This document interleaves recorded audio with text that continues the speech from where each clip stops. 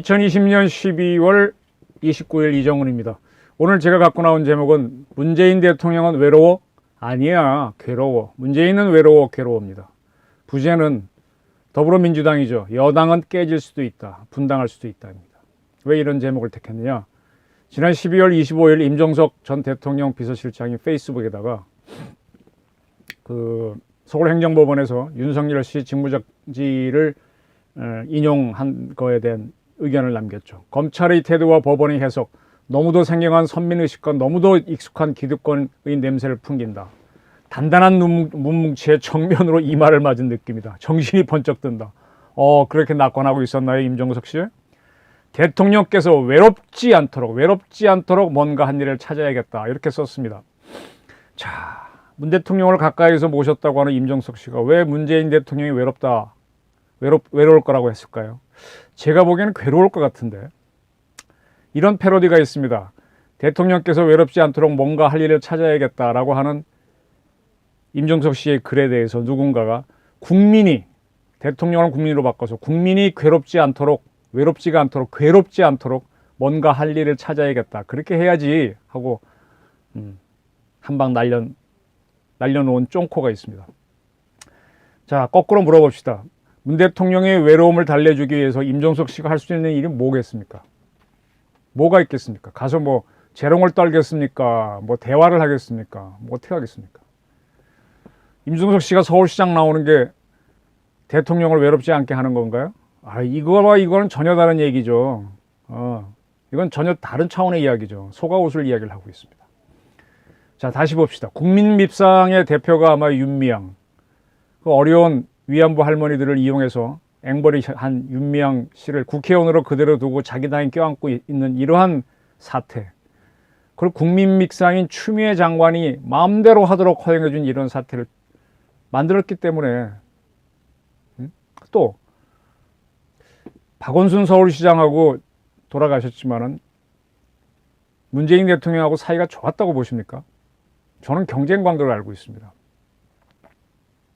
두 분이 사시의 동기고, 한 사람은 검사가 되고 한 사람은 변호사가 됐지만 그렇게 친했다는 기록이 있나요? 경쟁 관계에 있던 박원순 씨가 뭔가 전화를 하고 나서 와룡공원서 변사가 됐는데 그 사인을 공개하지도 못하는 게 이 정권입니다. 그랬으면 대통령이 매우 외롭고 미안할 수 있죠. 근거도 없이 박원순 씨 장례식을 서울시장으로 치르게 한 거는 참 비정상입니다. 이런 것들이 다 쌓이면, 국민 밉상을 우대하고 이렇게 쌓이면 외로워집니다. 저는 관상 보는 사람은 아닙니다. 근데 이제 늘 사람 만나는 걸 하다 보니까 이렇게 지켜보면서 그 사람의 심리 상태나 건강을 이렇게 좀 봅니다. 추론을 전제로 말씀드리겠습니다. 문재인 대통령은 강력한 건강자가 아니다. 건강이 매우 좋은 사람이 아니다. 제가 거의 단언처럼 얘기할 수 있습니다. 쭉 문 대통령 청와대에서 공개되는 일정을 보게 되면은 오찬, 정심을 누구랑 같이 했다. 만찬, 저녁을 같이 했다. 그리고 이건 잘 공개되지 않겠지만 술자리를 저녁에 누구랑 했다는 게 거의 나오는 게 없습니다. 안 합니다. 사실 정치라는 게 밥 먹는 거거든요. 밥 먹으면서 친밀감을 나누면서, 사람들은요, 사이 안 좋은 사람들, 안 좋으면 서로 대화 안 하잖아요. 근데 먹으면은 저절로 입이 열리니까 그런 틈을 통해서 이야기하면서 소통하는 겁니다. 바이어들이 다 식사를 통해서 접근하잖아요. 정치꾼들, 로비스트, 기자도 그렇게 하고요. 어떻게 하든 간에 차라도 한잔 할 수 있는 기회, 식사하는 기회 만들려고 저희들도 굉장히 애를 쓰거든요. 술자리는 더 친해지는 자리고, 거기서는 이제 감정이 술 때문에 강제로 풀리니까, 경계심이 풀리니까 친해질 수 있는 그래서 그 몸이 망치지는 걸 불구하고도 술을 마시는 거 아닙니까, 사업하는 사람들. 술자리를 했다는 여권 실세가 없어요, 대통령하고. 그게 참 이상하잖아요. 그래서 저는 대통령이 청와대에 총콕하고 있지 않느냐, 그렇게 보고 있습니다. 그 다음에 대통령이 되는 사람은요, 목소리가 우렁차야 됩니다. 우렁차지 않으면 카랑카랑 힘이라도 있어야 됩니다. 제가 약간 마초인지 몰라도 동물의 왕국, 내셔널 지오그래픽 이런 거 좋아하는데, 거기 보면 무리에서 리더가 되는, 특히 맹수 같은 경우에는 상당히 수컷들이 으르렁거리고 포효를 하더라고요. 이 목소리로 지배를 하는 거더라고요. 근데 문 대통령이 방송에서 나오는 목소리 들어보면 약간 물기가 느껴져요. 뭐 습습한 소리라 그럴까? 우렁차거나 칸칸하거나 강단 있는 목소리는 아닙니다. 좀 슬프게 들리고 좀 맥이 빠진 목소리입니다. 저랑 다르게 보시는 분들도 있겠지만 제 의견은 그렇습니다. 고독하게 집무실도 아니고 관저 내실에서 홀로 식사했던, 그래서 다소 건조해 보였던 박근혜 전 대통령과 상당히 다르면서도 비슷한 모습을 보이고 있습니다. 박근혜 대통령은 집무실이 아닌 관저 내실에서 주로 하루를 보냈다고 하는데, 문 대통령은 식사도 외부 행사도 많지 않은데 도대체 하루 일과를 청와대 어디에서 무엇을 하고 지내는지 저는 상당히 궁금합니다. 집무실에서 바쁘게 일하고 있을까요?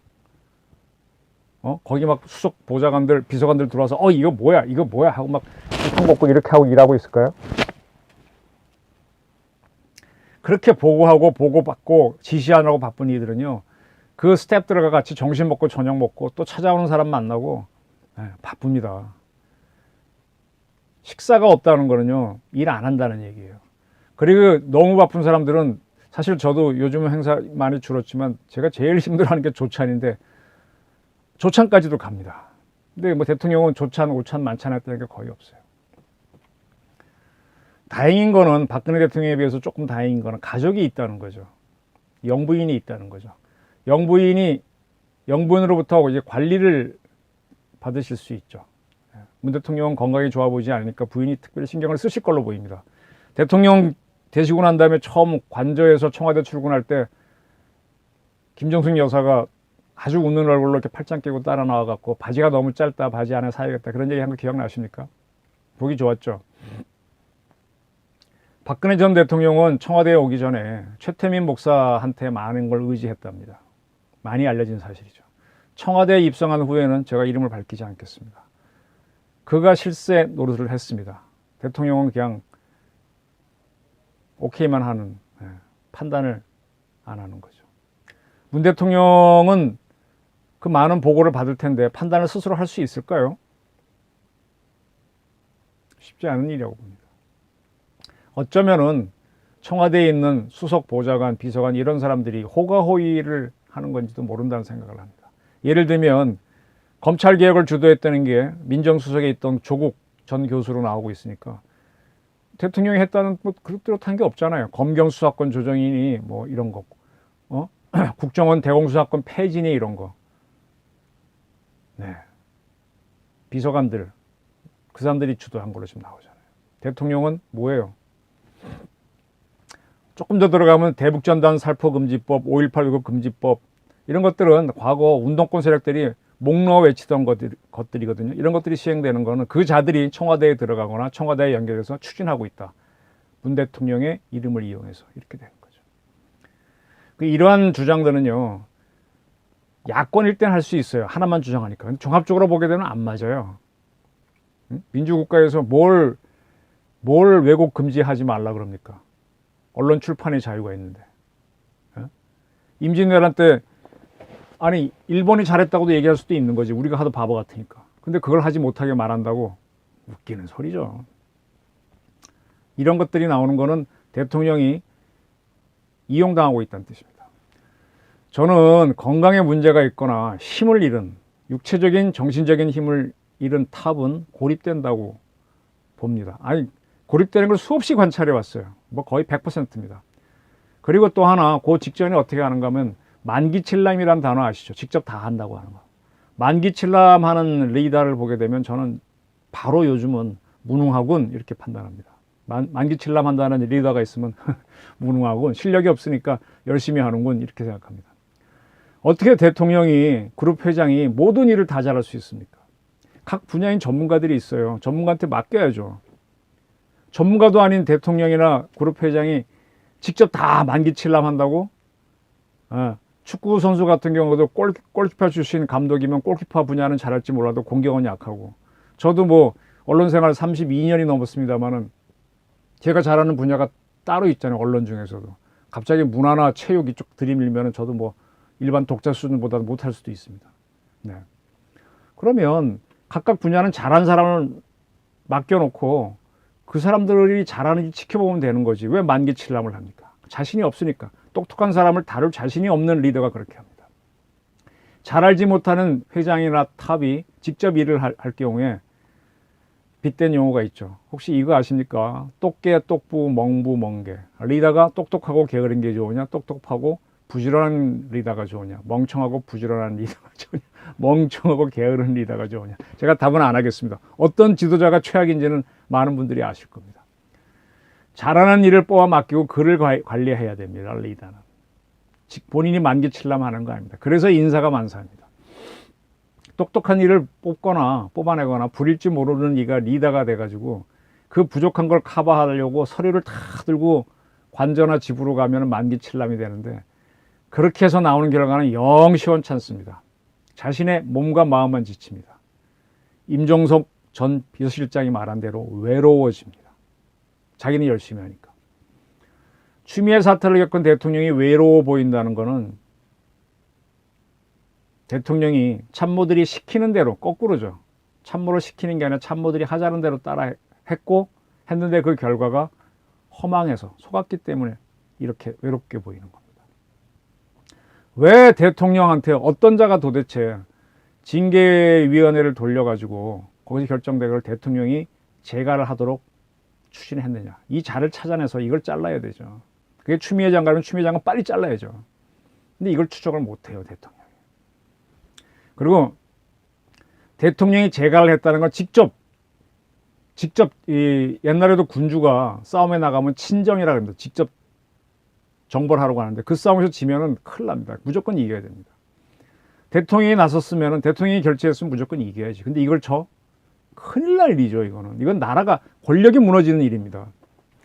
제가 몇 차례 농담 삼아 얘기했지만, 꽃은 꺾지 마라. 꺾은 꽃은 버리지 마라. 버린 꽃은 줍지 마라. 이게 리더의 하나의 조건입니다.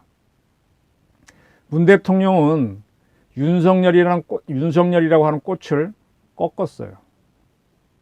그걸 꺾어서 버리게 했어요. 그런데 법원의 결정 때문에 버린 꽃을 주워 들게 됐습니다. 그리고 그걸 살려내야만 하는 처지에 몰렸습니다. 이거 참 사람 난처하고 비참한 처지죠. 남들 말 듣고 꺾어서 버리라고 해서 버렸는데 그게 제대로 된 거야, 주워 그랬을 때 그 얼마나 본인의 행동이 참담하겠어요. 대통령이 윤석열이라고 하는 꽃을 자기가 뜻하는 대로 움직이게 하는 그런 리더십을 보였어야지, 왜 남의 말을 듣고 이쁘게 행동하지 못하게 하고 그걸 꺾어버리려고 하는 그런 행동으로 갔냐 이거죠. 이건 리더십 부재입니다. 윤석열조차 내 사람으로 만들어서 부리지 못하는 대통령이 김정은을 다뤄서 남북 간에 어떤 화해를 하겠다? 에이, 그건 뻥이지. 트럼프를 만나서 어떻게 하겠다? 그건 더 큰 뻥이지. 자기 부하로 있는, 자기가 임명한 사람도 자기 사람 못 만드는 사람이고 어떻게 김정은을 다뤄갖고 뭐 허심탄회하게 얘기하면 뭐 남북이 잘 된다 그러면 그건 거짓말이죠. 그리고 더 중요한 건요, 문 대통령은 이미 최재형 감사원장한테 넉다운 됐습니다. 감사위원 제청에서부터 감사 문제까지 이미 넉다운 됐습니다. 그때 눈치 빠르게, 내 실력이 법조인들하고는 안 되는구나. 나도 법조인이지만 판검사 지낸 사람들, 서울법대 나온 사람보다는 안 되는구나. 권력으로도 이 자들은 밀으면 안 밀리는구나. 서울법대 출신들은 만만치 않구나. 알아차렸어야죠. 그리고 그 사람들이 잘난 척을 한 게 아니라 딱 법적 근거, 헌법을 근거로 딱 들이밀 때는 인정해야죠. 근데 이걸 두 번이나 최재형 감사원장한테 그렇게 망신당하고 또 윤석열한테 이렇게 망신을 당해요. 그러니까 외로워지는 거지. 똑똑한 얘기 시키고 그를 지켜보고 물어보고 하면은 대통령 외롭지 않습니다. 그렇게 물어보면서 하다 보면 친해지고, 그렇게 물어보면서 그를 통제할 수 있어요. 물어서 이쪽으로 가게 유도하는 겁니다. 똑똑한 얘기에 지지 않으려고 하니까 공부하다가 지쳐갖고 만기칠람이 무능이 되는 겁니다. 이렇게 되면 어떻게 돼요? 누군가한테 보호받고 싶고 기대고 싶어지죠. 외로운 대통령이 됩니다. 근데 대통령이나 탑한테는 본인이 기대거나 보호해줄 대상이 없습니다. 나를 보호해줄 사람이 없습니다. 대통령이란 자리는요, 국민을 보호하라고 만든 자리인데 거꾸로 대통령이 누군가로부터 보호받으려고 하게 된다. 그럼 그 나라는 희망이 없죠. 대통령이 외로워 보인다는 임종석 씨의 말은요, 참 이거는 슬픈 말입니다. 대통령을 가까이서 모셨던 임 실장이 그런 얘기를 하는 거는 볼장 다 더 이상 말 안 하겠습니다. 우리나라 대통령들이 불행했다 그래서 청와대는 명당이 아니라 그러는데 저는 해석이 다릅니다. 저도 한때 뭐 풍수하는 사람들하고 이리저리 따라다니면서 YS가 묻힌 자리에서 이런 알이 둥근 돌이 나올게 그게 명당이냐 아니냐. 명당 아니죠. 그 다음에 DJ가 청와대에 묻힌 자리는 거기 원래 주인이 누굽니까? 주인 자리 옆에 파고 들어가는 그런 자리, 뭐 그것까지도 분석 다 해봤습니다. 그래서 조금 이제 명당론에 관심이 있는데 뭐 전문가는 아닙니다만 청와대 명당입니다. 근데 그 명당터에서 그 자리를 누릴 만한 힘이 없고 실력이 없으면 본인이 치입니다. 제가 기호지세란 말씀을 드렸는데 호랑이 등에 딱 타서 호랑이를 부릴 수 있으면 천하무적이지만 힘없는 자가 호랑이 등에 올라타면 호랑이한테 떨어지는 순간에 잡아먹힙니다. 내적 외적 힘이 없는 자가 호랑이 명당에 올라가면 당합니다. 내적 외적 힘이 있을 때 그 명당에 들어가면 복과 권력을 끌어올 수 있습니다. 이게 본인의 실력이 중요한 겁니다. 저는 뭐 대기업 오너들을 자주 만나는 건 아닌데 어쩌다 만나보면 상당히 이렇게 목도 굵고 팔목도 굵고 힘이 좋아요. 그리고 술을 마셔보면 나이 많으신 다음엔 좀 덜하죠. 젊었을 때는 두주불사입니다. 그 술이 좀 덜 되는 분들은 운동을 잘하거나 이렇게 보디빌딩 한 저보다 젊은 후배 오너도 있습니다. 또 지식이 많아갖고 막 정력이 막 끌어넘친다든지 이런 사람들을 봅니다. 그래서 상대방을 압도하는 뭔가가 분명히 있어요. 이건희 회장 같은 경우 앞에 가면은 뭐 태산 같다는 느낌 많이 표현하잖아요. 정몽구 회장 앞에 가면은 꽉 눌린다 그러지 않습니까? 이 사람 좋은 사람은요, 착한 사람은 리더가 아닙니다. 문 대통령은 사람 좋은 사람이죠. 그런 사람을 팔로우를 해야 됩니다. 저는 이렇게 이승만 대통령은 본 적이 없어요. 뭐 볼 수도 없죠. 제가 어릴 때 이미 대통령 끝내고 어리기 태어날 때쯤에 그만두셨구나. 그리고 김대중 대통령도 이렇게 뭐 사적으로 만나본 적은 없는데 이렇게 기록을 보게 되면 김대중, 이승만은 술자리를 했다는 기록은 거의 없는 것 같아요. 근데 박정희, 전두환 두 대통령은 술자리를 제법 했습니다.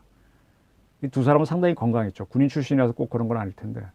전두환 대통령은 노래 부를 때 떠나가는 김삿갓 노래를 전삿갓으로 바꿔서 불렀다는 뭐 일화는 굉장히 많잖아요. 죽장에 삿갓 쓰고 떠나가는 전삿갓. 자기 18번이죠.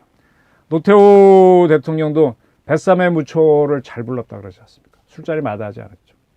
이명박 대통령하고 같이 술자리 해본 사람들은 대통령이 뭐 사실은 그 자리에 간 그 사람이 전문가인데 뭐 얘기 질문 던져갖고 답을 못하니까 당신 그것도 몰라고 막 몰아쳐갖고 이 양반도 흥분해서 막 대통령하고 막 다투듯이 토론을 했다고 재밌었다 그러더라고요. 사람을 땡기는 맛이 있습니다. 저도 이명박 대통령 되기 전에 한 2번 인터뷰했는데 굉장히 샤프하고 날렵하더만요. 술을 못하지만 이승만 대통령은 엄청난 카리스마가 있습니다.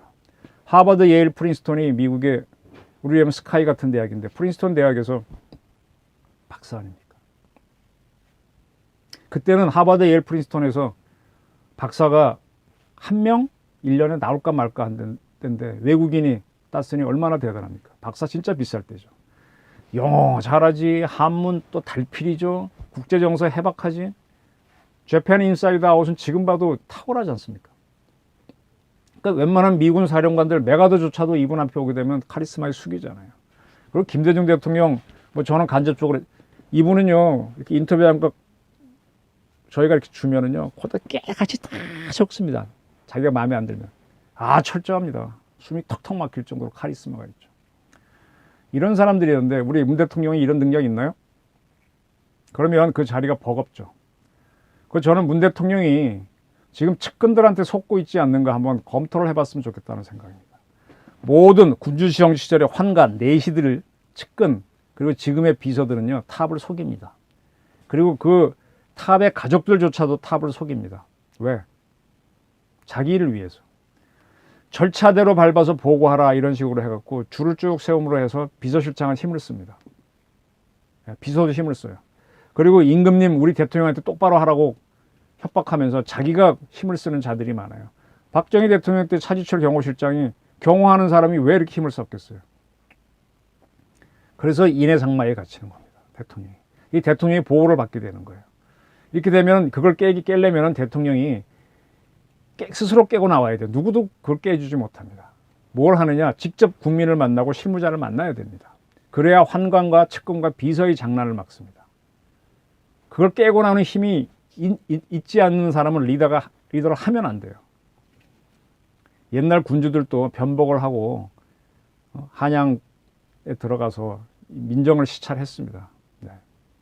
대통령은 실력과 체력, 인품, 지식도 있어야 되고 내가 직접 국민을 만나겠다는 대범함, 담대함이 있어야 돼요. 담대함 없이 못합니다. 문 대통령 담대한 사람입니까? 소심한 사람입니까? 박정희, 전두환은 민정시찰을 굉장히 많이 했습니다. 뭐 전두환 씨는 또 9시 하면 오늘 전두환 대통령은 전방 어느 고지를 방문하시고 땡전 뉴스가 항상 나왔잖아요. 문 대통령은 민정시찰이라는 걸 거의 보기 힘들어요. 건강에 문제가 있다는 뜻이죠. 현장에 가보면 예상치 못한 사태를 당합니다. 갑자기 뭐 대통령 각하 우리 살려주십시오. 우리 먹고 살기 힘들어요. 이런 주장 나오는데 그거 딱 대처하려면 체력이 있어야 되고요. 유연해야 됩니다. 그 힝글리가 총을 쐈을 때 레이건이 맞으면서 씩 웃지 않습니까? 그리고 또 병원 가서 어떻게 해요? 의사들이 막 와서 하니까 당신 민주당 소속 의사 아니지? 그랬대잖아요. 하도 민주당이 자기 괴롭히니까 나 죽이는 거 아니지. 그 다음에 수술 받고 깨어나가지고는 간호사가 와서 몸을 닦아주니까 낸시한테 물어봤어? 이랬더니 자기 부인한테 물어보고 자기 몸 만지냐고. 이 정도로 여유가 있는 사람이 미국 대통령을 하는데 우리 문 대통령이 이 정도 여유 있는 사람입니까? 건강에 자신이 없으면 임기응변 못합니다. 맨날 A4 용지 들고 있는 사람이 되는 거죠. 아니면 프랑프터나 읽거나. 지난 여름 대형수 때 대통령은 경복호 대통령 전용 열차입니다. 이거 타고 그래 하루 사이에 영남, 호남, 충청을 돌았다고. 그게 뭡니까? 김정은이도 그때 며칠을 지방 돌더만 한경도까지. 지금은 코로나 때문에 해외 순방도 안 하세요. 뭐 국내도 거의 움직이지 않고. 제가 늘 불면서 몸이 약한 사람은 웃지를 못하더만요. 웃는 게 이게 상당히 에너지가 들어갑니다. 배부른 아이들이 웃지요. 배고픈 애들은 웃지 못해요. 갓난 애들 자세히 보세요. 배고프고 괴로운 사람들은 못 웃습니다. 건강한 사람이 웃을 수 있습니다. 근데 억지로 웃으려면 이게 굉장히 힘이 들거든요. 그래서 종종 즐거움은 가장된 고통이라는 말을 많이 쓰죠. 이 심리 공부하시는 분들이. 폭발하는 즐거움도 에너지를 소모하는데 억지 웃으면 얼마나 많은 에너지를 소모하는지 아십니까? 스스로 즐겁지 않고 스스로 즐거우려면 건강해야 돼요. 제가 우리는 뭐 기경팔맥 이렇게 사람 몸에 운기 뭐 이런 얘기 하는데 그쪽을 조금 해봤습니다. 저 문 대통령 딱 보면은 그냥 바로 찍겠어요. 저 양반은 인맥이 막혔구나. 인맥이 뭐냐? 요 가슴 사이에 큰 정중앙 여기 있죠. 한가운데. 여기를 저런 분들 탁탁 치면 합니다. 지금 이거 방송 보신 분들 여기 가운데 이렇게 해서 쳐보십시오. 아픈 분들은 인맥이 막힌 사람들이고요. 등 쪽에 막히면 동맥. 그리고 허리 쭉 무릎 펴고 손바닥 못 닿는 분들은 방광경이 안 풀린 사람이에요. 문 대통령 전형적으로 그런 사람입니다. 운기가 안 되는 사람이 건강하기는 어렵습니다. 그리고 대통령 정도 되면 걸음걸이가요. 이렇게 걷는 게 아니라 보무당당해야죠. 호랑이 걸음을 걸어야죠. 그 그룹 회장이나 대통령들 보게 되면 되게 호랑이 걸음 걷습니다. 똥방 걸으면 안 되고 휘청휘청 걸으면 안 됩니다. 우리 문 대통령 걸음 어떤 걸음이죠? 그 걸음걸이에서 힘이 나오는 건데 문 대통령이 약합니다. 작년 3월 22일 문 대통령이 TK의 본사인 대구의 칠성시장을 방문했습니다. 그때 품 안에 있어야 할 기관단총을 노출한 경호원이 사진에 찍혔습니다. 3월이면 이거보다 약간 두꺼운 옷 입을 수 있잖아요. 경호원들 양복 외에도 약간 외투 입을 수 있는데 그 총을 그거 못 감춰요? 감출 수 있어요. 툭 튀어나오기만 하면 되지. 왜 이랬냐는 주장이 나왔죠. TK 지역이라서 불안해서 경호원이 기관총을 노출하게 한 거 아니냐 그런 주장들이 있었는데 왜 그랬을까요? 나중에 이제 문제가 되니까 청와대는 이명박 박근혜 때도 경호실은 요원들은 기관총으로 경호했다 그런 주장을 했습니다. 그건 할 수 있어요. 근데 왜 그걸 노출시키냐 이거예요. 이러한 노출을 하게 되면 민정시찰을 나간 대통령하고 국민하고 가까워지기 어렵습니다. 경호실은요 대통령이 외부 안 나갈수록 좋아해요. 자기들이 편하니까. 의전도 대통령이 많은 사람 호출하지 않으면 좋아해요. 대통령을 자기들이 다 컨트롤할 수 있는 게 최고입니다. 제가 옛날에 대통령 경호실 쪽 사람들 보고 대통령 우리 T50 태워갖고 동해에서 뛰어갖고 독도 한 바퀴 돌고 오라는 주장을 막 했는데 경호실이 제일 반대하더만요. 그거 뭐 혹시 비행기 추락하면 어떠냐 그래. 대한민국이 만든 비행기도 못 믿어 하고 내가 막 소리 지르고 그랬었는데. 이러한 경호와 의전을 깨고 국민을 직접 만난 대통령이 미국에서는 링컨이잖아요. 극장 가서 영화 보다가 사살되고. 그러니까 링컨이 영웅이 되는 겁니다. 우리 대통령 뭐 기껏해야 뭐 판도라 영화나 보고 탈핵이나 하셨지 뭐 국민하고 소통하는 게 뭐가 있습니까? 청와대 간다면 그것도 없지. 문 대통령도 대통령 됐을 때는 국민과 장벽을 만드는 경호를 대폭 낮춰 국민과 대통령이 가까이 만날 수 있어야 한다는 원칙을 내놓았는데 못하고 계세요. 이게 본인이 건강이 안 되고 겁이 많기 때문입니다. 보고로 상황을 파악하는 리더가 있으면은 그건 상황 오판합니다. 보고는 만드는 자가 얼마든지 강조할 수 있습니다. 저도 항상 취재하면서 현장에 무조건 가려고 그러거든요. 가보면 달라요. 느낌이 와요. 문 대통령이 현장에 못 갑니다. 그냥 행사장만 겨우 가시는 모습이에요. 민정시찰을 안 하니까 측근들이 힘을 쓰는 겁니다. 그리고 그들이 만든 보고에 계속 속아서 약간 속죠. 다 속으면은 바로 문제가 되니까 그렇게는 안 속이죠. 그래서 이런 게 몇 개 쌓이다 보면 1% 속는 게 쌓다 보면 나중에 10% 30% 벌어지면 헛다리 짚는 겁니다. 그리고 대통령만 딴 사람들은 속인 걸 아니까 싹 빠져나와 있고 대통령만 외로워지는 거죠. 쉽게 얘기하면 바보가 되는 거죠.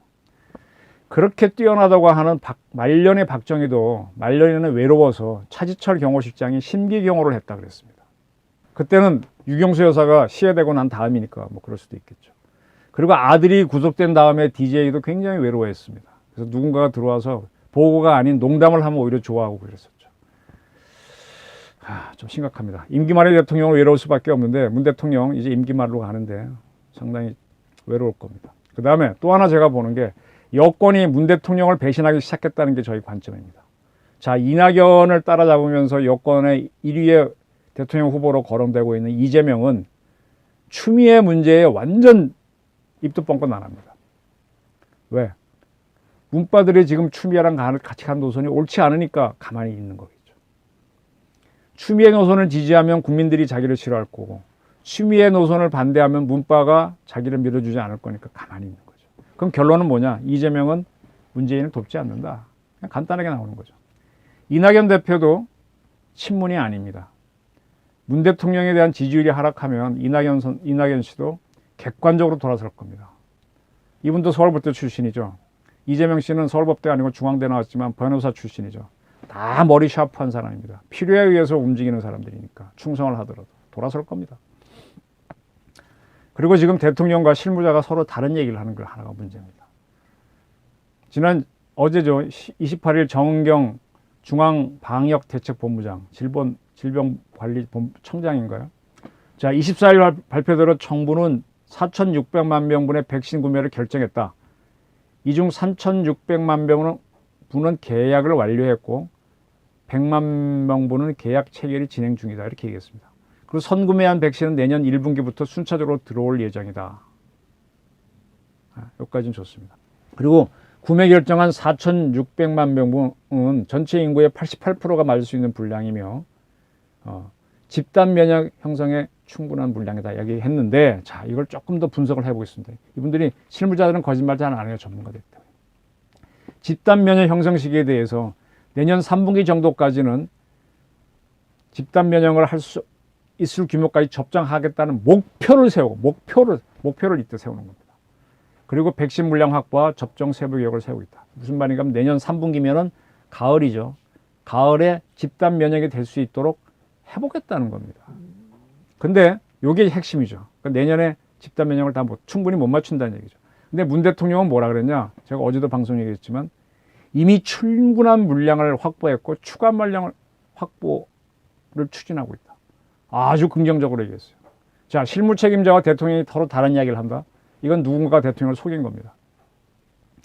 정부는 지금 뭐 아스트라제네카 1,000만 명분, 얀센 거 600만, 파이자 1,000, 모더나 100만 병을 도입하겠다. 그 다음에 코백스 퍼실리티로 1,000만 병 도입한다 그러는데 이 중에 코백스 물량은 공급 일정이 확정되지 않았고요. 파이자 백신은 이르면 내년 가을에 들어오지만 전체 물량이 들어오려면 겨울을 지날 수도 있습니다. 모더나 백신은 내년 1월에 계약서를 쓰기 때문에 언제 들어올지 모릅니다. 가장 빠른 게 애스트라제네카인데 내년 2, 3월이면 1분기에 들어올 것 같아요. 근데 근데 문제는 이게 현재 3상 진행 중이고 모든 의약품은 승인을 받아야 쓰잖아요. 가장 중요한 게 미국의 FDA의 승인인데 아직 승인 못 받았습니다. 그게 받으면 우리나라에서 우리 식약청에 승인해야 되는데 우리 건너뛰더라도 FDA는 받아야 되는데 FDA가 못 받으면 또 다른 문제가 되죠. 따라서 김우주 고대병원 교수는 백신 효과가 100%라고 가정해도 내년 3분기 안에 50% 정도 국민이 맞을 수 있는 분량인데 잘해야 집단 면역 부정적으로 본다. 그렇게 밝혔습니다. 자, 그런데 이렇게 실무자의 이야기하고 대통령 얘기가 다른 건 누군가가 중간에 속이고 있다는 얘기죠. 근데 자기 방어에 나선 여권은 지독하게 움직입니다. 김두관, 최강욱, 정청래, 이수진 이런 사람들은 다수당의 이점을 이용해서 헌법 질서를 무시한 법과 방안을 마구 발의하고 있습니다. 이게 뭐냐? 이낙연 씨하고 대통령하고 독대가 26일 날 있었는데 그리고 난 다음부터 이런 현상이 두드러지거든요. 대통령을 위한다는 이유로 저는 자기 살 길을 도모한다고 봅니다. 그리고 이거는 대통령이나 정무수석이 당을 통제하지 못한다는 뜻으로도 봅니다. 문 대통령이 용인을 했을 수도 있고 용인을 안 했더라도 스스로 움직이는 거죠. 근데 이런 움직임들이 초법적이고 불법일 가능성이 매우 높습니다. 근데 이게 실패하면 대통령이 용인한 걸로 비춰지기 때문에 또 책임이 대통령한테 갑니다. 문 대통령한테. 다수당의 결정은 법치에 의한 윤석열 징계 실패처럼 다수당을 이렇게 발의한 걸 법안 만드는 걸 다수니까 통과시킬 수 있겠죠. 근데 윤석열 징계가 왜 실패합니까? 법치로 딱 판단해 보면 틀리거든요. 지금 뭐 대법전단 살포금지법 같은 거 헌법 소원 가게 되면 어떻게 될지 모르잖아요. 다수라는 게 지금 여당이 힘쓸 수 있는 마지막 보류인데 이게 헌법 정신에 위배됐다는 판결들을 받으면 이것도 무너집니다. 그럼 어떻게 될까요? 그러면 그쯤 되게 되면은 침묵하고 있는 이재명 씨는 저는 분당할 걸로 봅니다. 더 이상 문바랑 갔다간 손해니까. 그리고 문 대통령을 위해 뛰었던 문바들도 문 대통령과 결별을 할 거라고 봅니다. 문 대통령한테 책임 다 씌워버리고 자기들은 빠져나오는 거지. 노무현 대통령이 열린당 만든다고 해서 할 때 먼저 그러다가 이제 위기에 몰렸죠. 그때 먼저 뛰어내려서 노 대통령을 공격했던 사람이 누굽니까? 추미애 의원 아닙니까? 추미애 씨가 많이 움직이면은 노무현 대통령 탄핵되고 김경수 지사 구속되고 이번에 문재인 대통령이 어떻게 될지 모르지만 이런 꼴이 자꾸 되더라고요. 근데 왜 저런 사람을 자꾸 씁니까? 자, 이제 외로워진 문 대통령을 자꾸 앞세워서 여당이 반격을 하는데 이럴수록 여당은 분당으로 갈 가능성이 높습니다. 이렇게 코너에 몰렸을 때는요, 사람들이 다급하니까 막 크게 한방 KO 시키려고 휘두르는데 이러다 보면 호점이 더 노출되거든요. 그렇게 하는 게 아니에요. 저도 싸워보니까 그때는 포인트 위주로 이렇게 덜 맞고 톡톡톡 포인트 위주로 가다가 계속 포인트를 치고 이렇게 복부를 치면은 아프니까 그때 한 방 먹이는 겁니다. 근데 지금 너무 빨리 여권은 역공으로 나오고 있어요. 이수진, 뭐 정청래, 뭐 김두관, 최강욱. 자, 문 대통령의 외로움은 2021년 한국 정치의 키워드입니다. 여당도 통제하지 못하는 대통령이 김정은을 통제한다는 건 웃기는 소리다고 제가 미리 말씀드렸는데 여기서 그치지 않고 시진핑 보고 자꾸 국빈방문을 하라고 지금 이렇게 빌고 있는데 안 올 겁니다. 코로나 핑계대고. 그리고 아마 바이든이 내년에 취임했을 때 바이든 만나는 것도 뒷전으로 밀릴 가능성이 커요. 코로나 탓도 있고 해서. 또 다른 나라 대통령들은 백신 맞고 가서 딱 만날 텐데 우리 대통령은 혼자 맞고 가면 국민들이 욕할 테니까 못 갈 수도 있어요. 백신 때문에. 또 미국에서 그렇게 또 문재인 대통령 좋아하지도 않잖아요. 저런 대북 전단 살포 금지법에 통과시키고 있습니다. 그럼 미국 대통령 바이든 대통령하고의 만남이 늦어지면 대통령 권위는 뚝뚝 떨어질 겁니다. 다 아베 총리는 뭐 반일 감정으로 안 만난다고 했는데 그거 좋아요. 좋은데 동경올림픽이 내년에 열리면 거기서 남북관계 어떻게 해보려고 해서 아베한테 잘 보여야 되는데 아베가 안 만나줄 수도 아베란다. 스가 총리가 안 만나줄 수 있습니다. 스가입니다. 잘못 얘기했습니다. 스가. 그 동경올림픽 개막식에 가서 만나려고 하는데 스가가 안 만나주면 어떡할 겁니까? 그럼 망신일 수도 있죠. 그래서 국내는 물론이고 국외에서도 고립되는 게 문 대통령의 운세로 저는 봅니다. 제가 이제 역술가들을 가끔 만나 이야기하는데 문 대통령 사주를 그 전에 봤을 때 대통령 사주 아니란 얘기 많이 하더라고요. 대통령이 됐잖아요. 그랬더니 그 전에 아니라고 한 사람들은 이 사람은 이미 대통령 했어요. 그러더라고요. 언제 했어요? 노무현 대통령 때 한 거지. 그러더라고요. 그건 비서였지 아니지 않습니까? 그랬더니 이분 사주는 그 정도 사주, 대통령 사주가 아닙니다. 그러더라고. 근데 제가 그때 잘 몰랐어요. 딱 깨달은 게 있습니다. 아, 대통령 사주가 아닌 사람도 대통령이 될 수 있구나. 역사책을 쭉 보니까 제왕의 능력이 아닌데도 제왕이 된 경우는 많습니다. 누구의 아들이기 때문에. 또는 뭐 강화도령이나 이런 것처럼 막 신하들이 옹립해서 아주 약한 사람 만들어 놓고 자기 마음대로 노론들이 흔들듯이 하는 거. 네.